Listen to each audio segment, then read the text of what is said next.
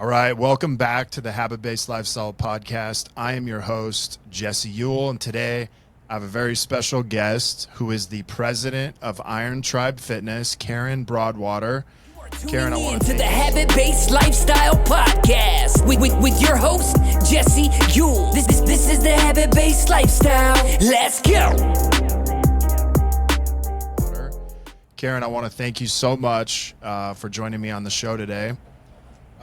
Can you kind of tell us, obviously, we've met in person, but can you tell our audience a little bit just about Iron Tribe, and then we'll kind of get in a little bit to your story. Yeah, absolutely. So Iron Tribe, we're a results-based business. We help busy professionals reach their goal, and we try to do the work for them and with them so that they can take the thinking out of it. But we're able to do that in a small group setting, but also in a semi-private setting. So we do custom written programs individually for our clients, whether that's fitness, nutrition, and accountability, within a very small group 1-on-5 environment. So we're able to really level up the results a lot faster. And once they achieve them, they can stay in that class, or we have another option for them to go to once they're really confident in themselves and their movements in their body. They can have an option for another class as well. Yeah, that's amazing. Talk to me a little bit about, so you're obviously the president, of the company. You didn't start that way. So can you kind of take us back, how you got started, working with Iron Tribe, and even a little bit before, if it's, resonates with your story? Yeah, absolutely. So I originally, when I graduated college, like most, had no clue what you want to do with your life. So you take a job and you think, I'm going to go back to school and get a master's in something. So that's kind of where I sat. And I was about 1 year into school again, working a 8 to 5, and just thought, is this really what life is? I mean, people were miserable at the job. It's just kind of probably normal society, honestly, right now. So ultimately, I ended up losing my mom. She passed away randomly, just didn't wake up one morning, and it was devastating. I had always been somewhat of a yo-yo dieter, not very healthy. My family didn't eat very healthy, but my mom was always very petite. So it put in my mind, it was very confusing to see her eating chocolate with a Coca-Cola for breakfast, but I couldn't do that and not gain weight. So I kind of just had a very unhealthy lifestyle of not ever understanding fitness and nutrition. So when she passed away, it was just easy to let everything go. Just depression. I'm a child. I went through a lot through that with other family members and things. So I ended up gaining, I'm literally 50 or 60 pounds lighter now than I was then. Wow. And ultimately that was because I had a friend told me I should come try out this gym that's about to open. And I'm like, okay, cool, I'll go. Ultimately at the time, I had dwindled down on my friends. I had kind of pushed everybody away. So if anything, it was even that one person wanted to hang out with me. And I'm like, I'll go to a gym. So I ended up going to a gym. Ended up being one of the founding members because it was just opening, which was Iron Tribe. I went through their program, their onboarding program, which was a month-long, kind of just it's just onboarding, just kind of teaching you the movements, getting you to sweat, making you just like it, because I don't like working out still. I love the benefit of it, but it's still not something that I'm like, I'm going to go get a good workout in. Until it's over, do I ever like it? So it was nice that there was a community. It was a welcoming environment. It was professional people who knew what they were doing. I didn't have to think about it. I just went in the gym and did what they told me to do and left. So at the end of the day, I ended up finishing that 101 program, went to a goal setting workshop, which at that age, I really just didn't know what goals were. I knew what a New Year's resolution was, and I knew that most people never reached them. So hearing the concept of a goal, so you say something, you make a plan, and you do it, was fascinating to me. I know that potentially to your audience that is rudimentary, but at my point in life, that was totally new. So Forrest did a goal setting workshop. He's a really good salesperson, which Forrest is the CEO of Iron Tribe. And he is definitely number one mentor. He walked me down the aisle. We're super close and have been able to grow together over the years. But ultimately did a goal setting workshop. He's a great salesperson if you ever meet him. And he was ultimately pitching what was a transformation challenge in the gym. Back then it was called Paleo Challenge when that was the trend. So I just looked at him and I was like, well, I'm going to win the challenge. That's my first goal. And I was just naivety, but also gung-ho and so excited about this visualization and goal setting. Set a goal. Reached it, won the challenge. I think I lost about 13 pounds in 6 weeks in their program. And then went to the celebratory party at the end of the challenge. And I just thought, now what? Like, I need another goal. So my next goal is to work for Iron Tribe. And I applied. Forrest didn't hire me. He hired 2 people before me. I joke, but I mean it. He doesn't handle hiring now because that was a poor decision. So anyhow, I came on board. I was just his assistant. I would do anything to come on board. This was just a 1-location gym at the time, but there was hope and there was vision in the company, and that's just not something I had at the time. So really being able to see that this could grow into something massive from 1 location, and I just believed in it. It changed my life, and so mentally, physically, spiritually changed my life. And so I came on board. 90-day review. Forrest walks in my office, and he swears he doesn't remember this. I remember it vividly because I was petrified, and you remember everything if you're scared. Yeah. He comes in my office and sits down and goes, "So you're the manager now," and walks out. And I was like, "Ugh." So I managed that gym for about a year, and then got it to be almost $1 million gym. And then he took me to be the first franchise employee, and we started franchising. And there's not a hat in the company I haven't worn because we were still so tiny at the time. I did accounting. Don't let me do accounting. I did HR. I did events, operations, real estate, construction management, training, just anything, sponsorship, vendors, partners, anything within the company I've done. And so eventually I guess I say I earned the ability to grow into more leadership roles than just doer roles. So now I sit as the president since 2018, and I have loved every minute of it. Yeah, that's such a cool story. For people that are listening to this, what I will say is this: I heard one of my mentors in the fitness industry tell me that the only business harder than the gym business was the restaurant business. I agree. And so, like, to know that you went through a year, working next to him, and then all of a sudden you're a manager. It's like, it'd be like going from like dishwasher to being the CEO of the company. It's like, it's not an easy jump. So the fact that he did that must mean that you worked your butt off and had a lot of the first thing I hear you say is like, I believed in Forrest. I believed in the brand.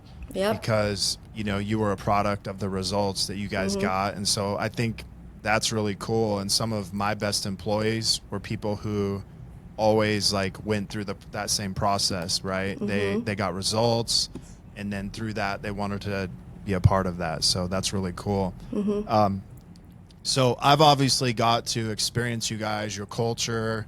And I will say this, like, I went to an event you guys had, I think it was probably 6-8 weeks ago. But the thing that impressed me the most was your guys' culture. Because I don't think I've ever seen a culture in a gym, let alone another company, where everybody was like bought in from, top to bottom. So talk to me a little bit about, where that comes from, and how you guys are able to create that culture. Yeah, well, it definitely wasn't always the case. That's something that's very fresh and new. Now, it's always been a goal for ours, but different people are different people, right? And so through the years, as you kind of transition through staff, through changes, through turnovers, really learning how to create a holistic culture that will last a long time versus just in that moment appeasing each person individually doesn't work. So what we've been able to do is just really get more, I don't want to use the word inclusive, but that's the only thing that comes to mind. Maybe more unity, get more unified within a team, like creating one goal and we all go towards it. And the people that don't agree and whatever, it's the whole, row the boat in the same direction. And that should be simple advice that's in all the books, but how do you get that in a culture where, yes, like we own 9 gyms and 5 of them are very close to each other, but each of them still feel very individual. Like I'm not in their gym, it's them, it's a manager, 2, maybe 3 coaches in the gym. So they're very siloed. So how do we create this bigger thing that they feel a part of at all times while they're actually technically alone? It's just always been a rub, but really being able to, Forrest does a great job. We reiterate the vision, the core values. We have one, goal every year that we're all going towards. And then we include everyone in the conversations. We are a high meeting company. And I know some people like throw their heads back and like exhale and just kind of freak out hearing that. But I really don't think I think 80 to 90% of our meetings, all of our team would find them efficient and effective and on purpose.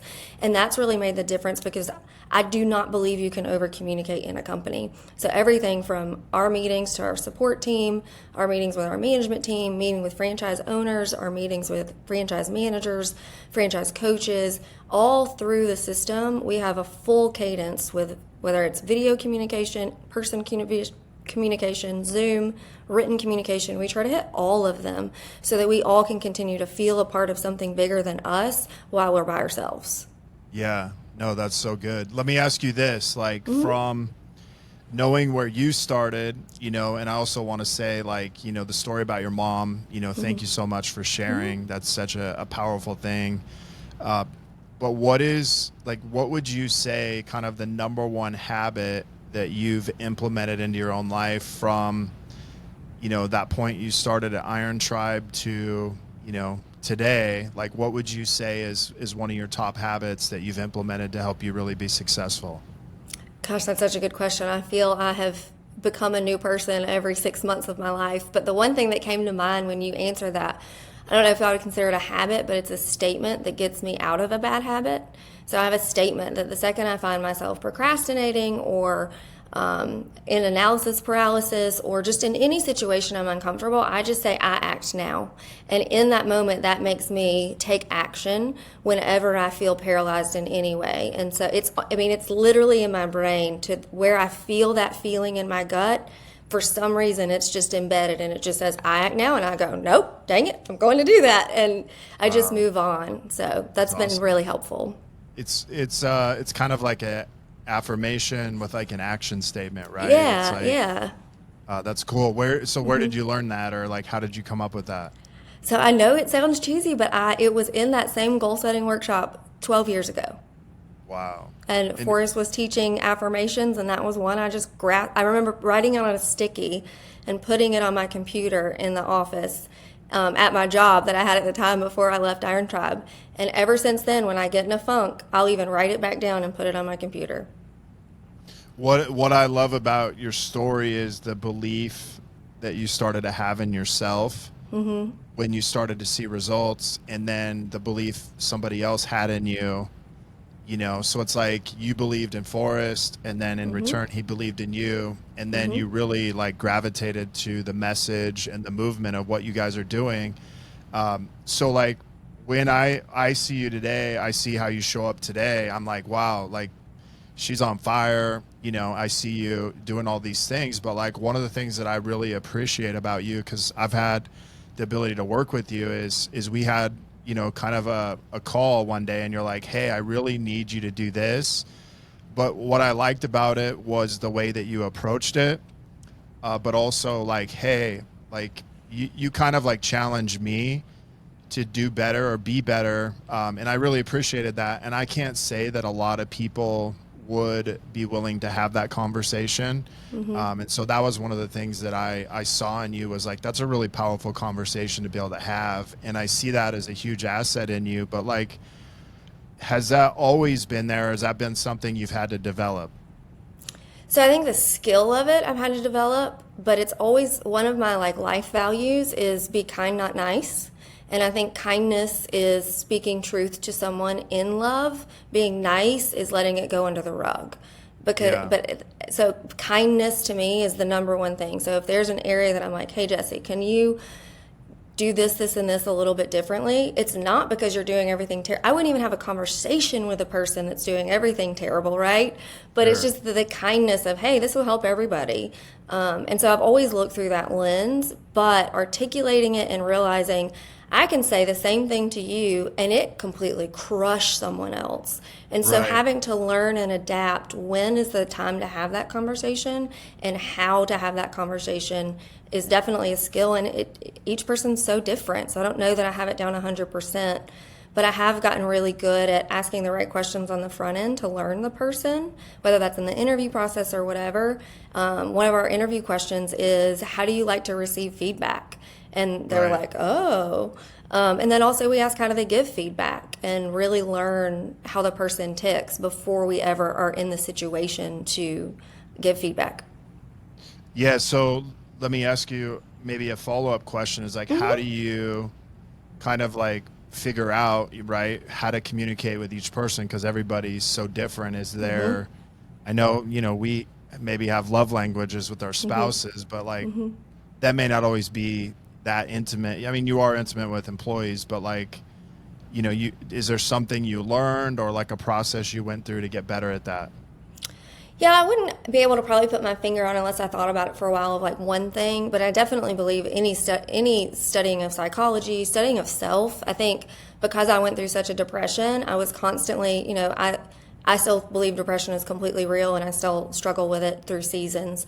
But I think it causes you to self-reflect in a positive or a negative way, and you can choose that. So even when I feel off, I process, is anything wrong? Did anything actually happen? Is this just a feeling? Is this an emotion? And so for me to be able to connect my emotions to facts versus feelings, then I'm able to see how it looks in other people. And I think a lot of times people don't look at their own emotions to try to understand others. They look at it just to understand themselves. And Right. it is, my goal is to rule the world, not really, but to rule the world in service-based businesses and help employers understand how to empower team members in any way to be unified towards another goal and pay them for that in a way that they want to work for you forever. So I'm constantly trying to figure out how to learn how people work and tick, and whether that's psychology, podcast, I go to therapy myself. I mean, just all the gauntlet of just learning humans. And as long as you practice and adapt and enter every conversation with kindness and questions, I think one of the best advice I've ever gotten is be curious, don't question. I've walked in Right. oftentimes like, what happened here? When really I should be like, hey, I noticed this. Can you tell me about that? Totally different approach. Totally Right. different. No, that's great. I think one of the cool thing is obviously, I know Forrest, he's big into personal development and growth, but like, I really see that as your whole culture and your company, from you guys at the top being passed down and being able to work with some of your team. Talk to me about, what's been the biggest thing that's really helped you grow in, your own development and then in business as well. Yeah, so one thing I didn't realize at the time until I look back on it, and whether it was on purpose or on accident because we were a small company, the freedom to fail is something I do on purpose now for my team, but it's because how much it let me thrive looking back. So Forrest gave me free reign and everything that I wanted to do. I was very much a yes person, but not like, yes, I'll do that.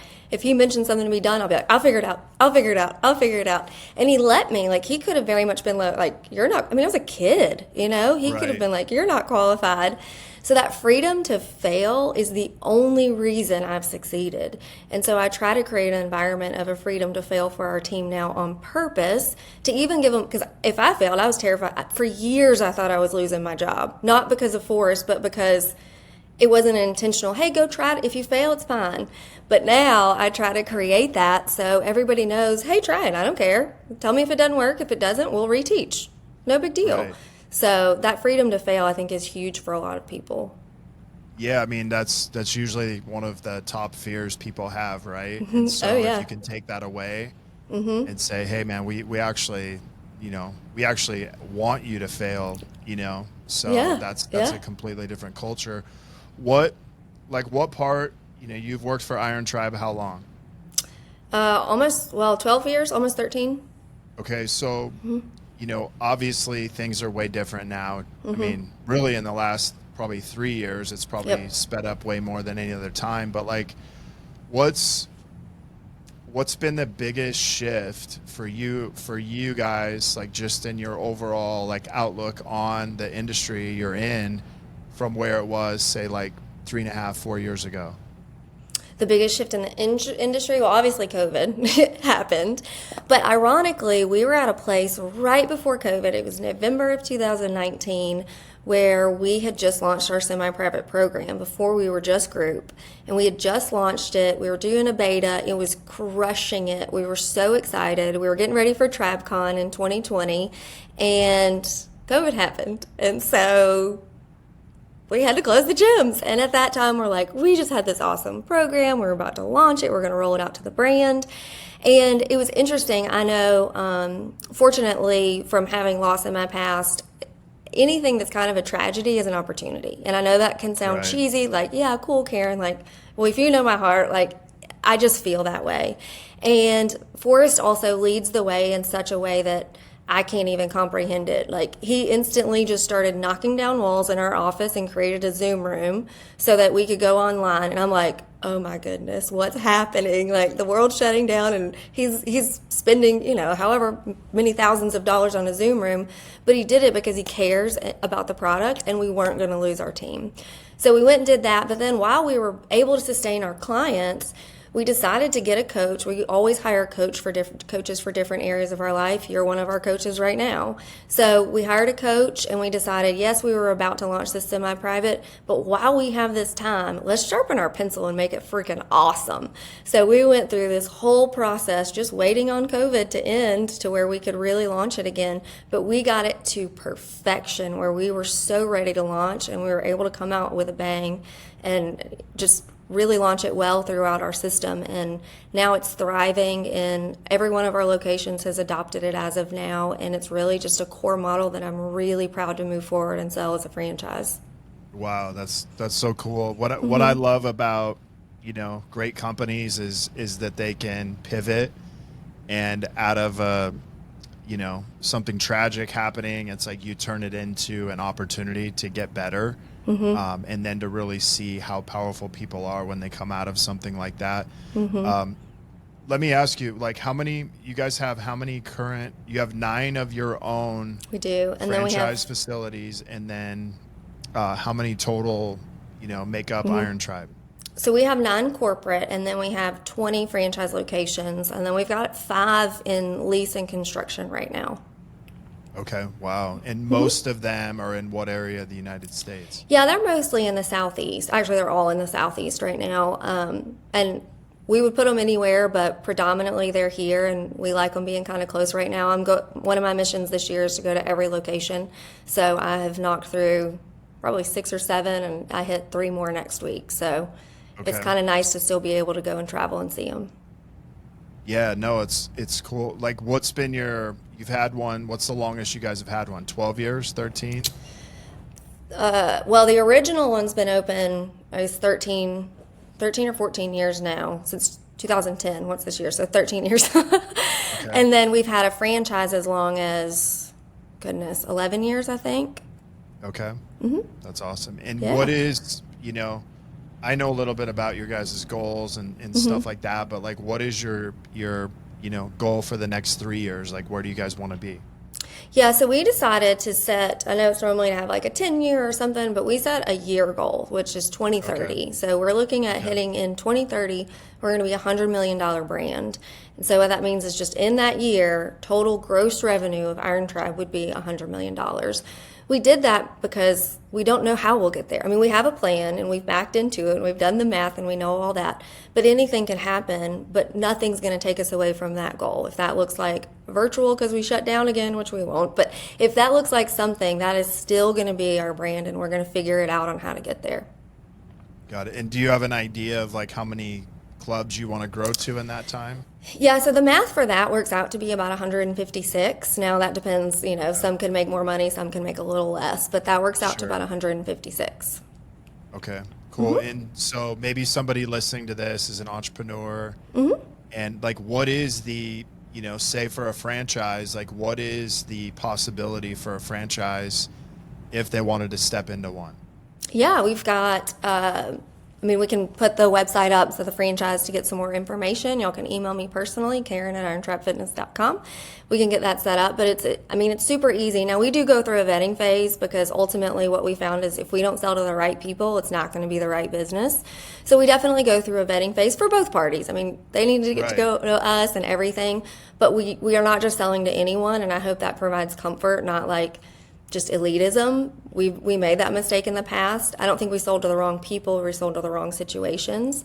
We want someone who is semi-engaged. They can be absentee, but they need to be engaged enough in leadership and decision making for the business, or hire someone that works in the gym that has some equity.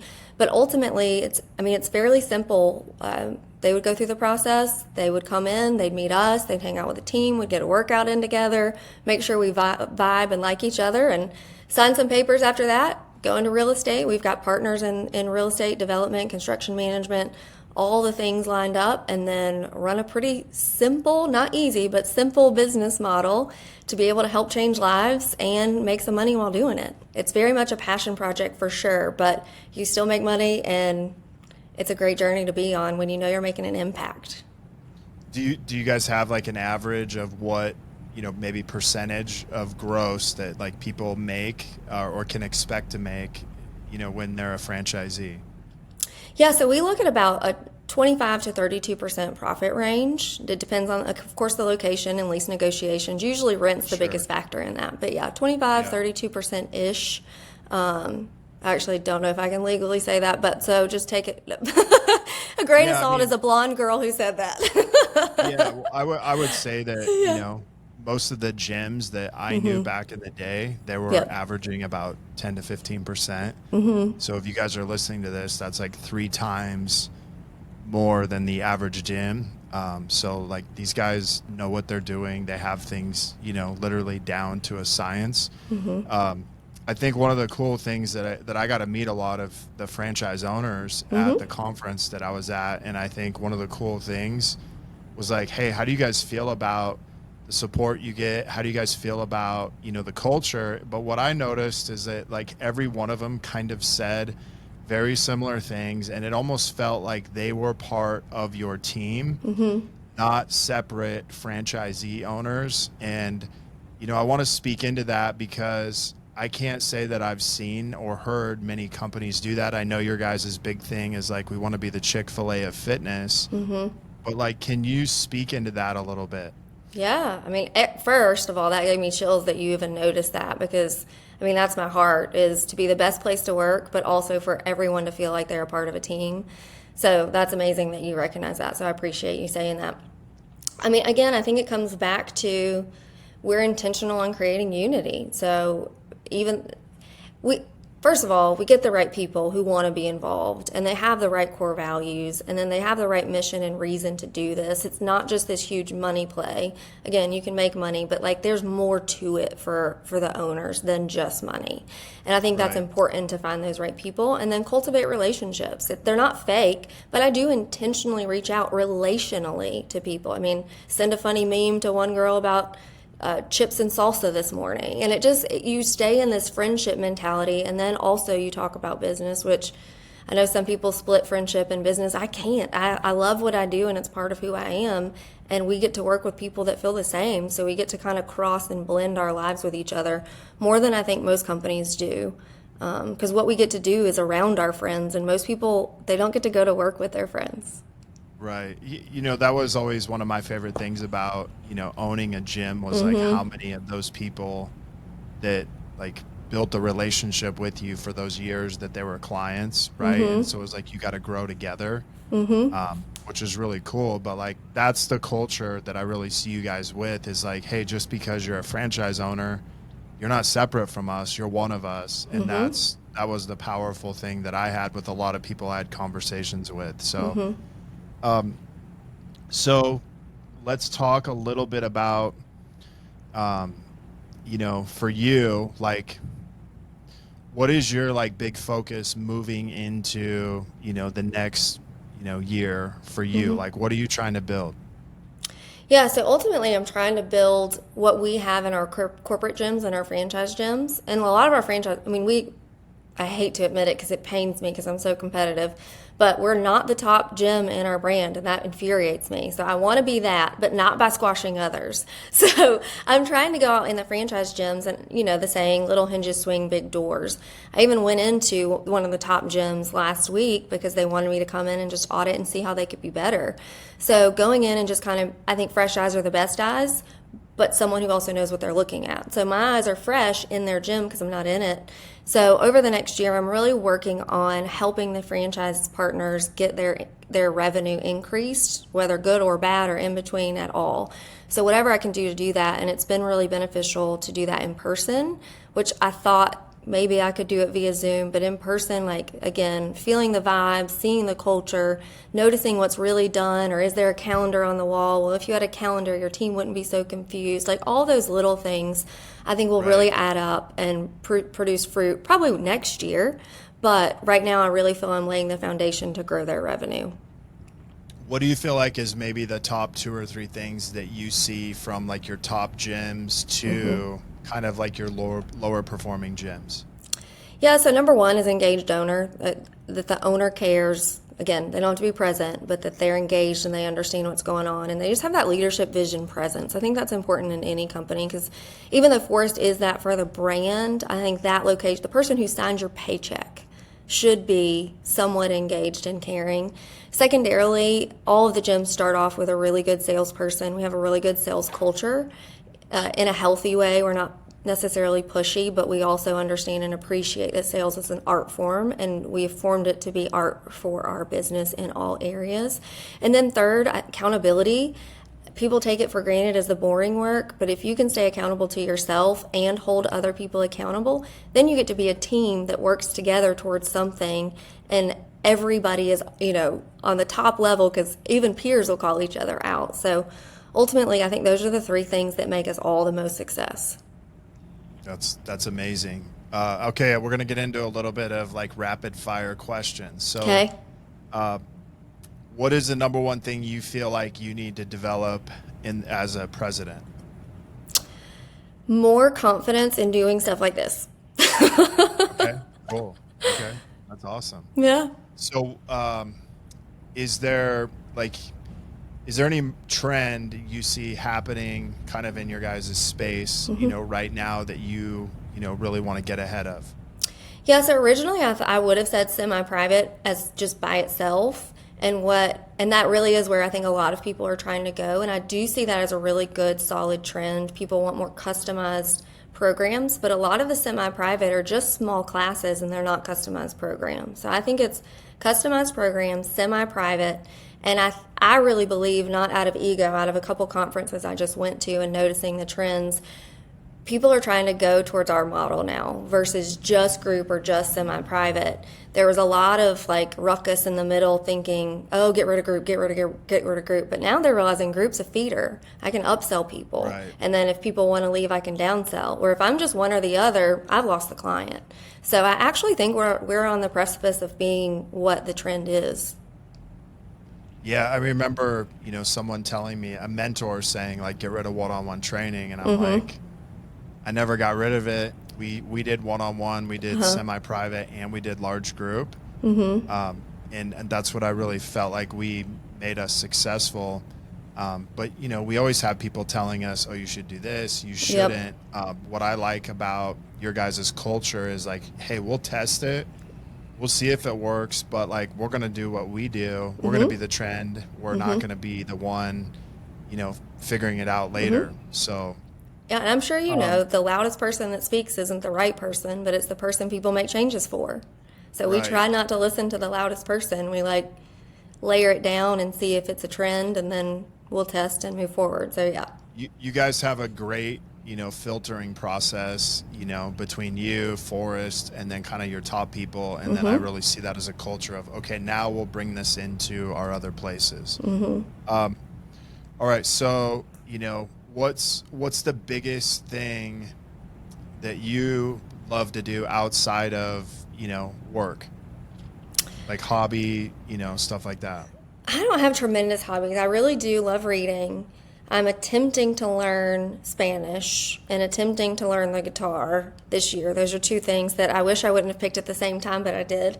But ultimately, it's that, and then I love relationships. I intentionally I know it's not a hobby, but I intentionally try to line up coffees and dinners and stuff with people constantly just to continue to build. I just love it. But yeah, other than that, I try to keep it simple. I work a lot. I don't have kids, so it's pretty easy for me just to kind of hustle and grind. And I'm not ashamed that I love my job. Yeah, I mean, you kind of have a lot of kids. They're just, I do. blood, I do. right? I even did a post yesterday. I'm like, I feel like a proud mama.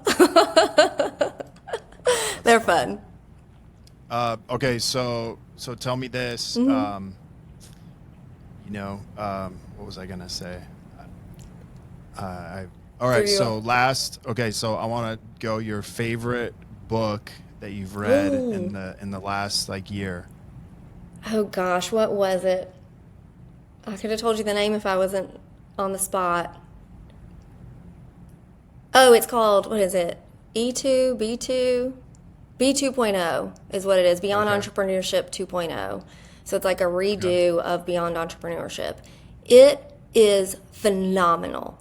I was shocked. Okay. Normally when I read books, I'm like, yeah, I've read most of this before. I mean, I still like to read, and I think to be reminded is better than to be taught. This one concisely, cohesively goes into so many great leadership principles for entrepreneurs. I mean, I highlighted 92% of the book. It's so good. Yes, just the whole book. But yeah, it's a really good one. I highly recommend that one for anybody in leadership. There's so many nuggets in there that are great. That's awesome. Okay, so any last words for our audience? I know you got your saying. That's pretty powerful, but anything you want to leave the audience with? Yeah, again, good question. This has been a great interview. I think, one of my things is, and I actually was just doing a comment on it to a friend, is it's simple, and you've heard it before, but it's important to remember, is better done than perfect. A lot of us spend so much time overanalyzing, figuring it out, waiting until we learn this or do this, when really we can just act on it and then tweak it, act and tweak. And that's held me back for so long in many areas, that just reminding myself of that often, especially in an industry that changes all the time, and that's with people that change all the time. Sometimes better is done than perfect, and I like excellence over perfection. So did you do your best? High five. Whether it's perfect or not, we can fix it. I appreciate the attempt, the effort, and the action versus just the outcome sometimes. Nice. That's awesome. So, well, thank you so much for, being a part of the Habit-Based Lifestyle podcast. Yes. Thanks for joining us today. If you guys want to find out more about Iron Tribe Fitness, what is your guys' website? How would they get in contact with you? Yeah, they can go to IronTribeFitness.com. They can click on a link up there to franchise, or IronTribeFitnessFranchise.com to see more. Again, you've got my email. I'm K Flowwater on Instagram if you want to follow me there. And then we've got Forrest Walden too, if you would like to follow him as well. IG shout outs. These guys are stepping up their social media game, by the way. I'm trying. Too, so. Yeah. So if you guys want to check out show notes on these guys, I'll put the link, and then I'll also put Karen's link to her Instagram so we can build her following. Thank you. So when is I got one question. When is the Iron Tribe podcast coming out, or when are you guys launching this thing? I hope so. Well, we have Tribecast. That's Forrest's podcast. Tribecast, that's right. Yes. Okay. And then Forrest and I've actually never been on his podcast. I mean, it's kind of rude. But we're going to start one together, thanks to you encouraging us to do so. So I went ahead and put together topics, and as soon as I'm back in town in the middle of May, I believe we'll start filming those and get them out. Nice. Well, awesome. Well, thank you so much for joining me. If you guys want to be part of the Habit-Based Lifestyle community, you can simply join our private Facebook group, Habit-Based Lifestyle and Business Secrets. If you have anything you want to reach out to me personally, simply reach out, Jesse at habitbasedlifestyle.com. You can also check out my Instagram, Jesse, JESSE.EWELL. Until next episode, have a great day. You are tuning in to the Habit-Based Lifestyle Podcast with your host, Jesse Ewell. This is the Habit-Based Lifestyle. Let's go.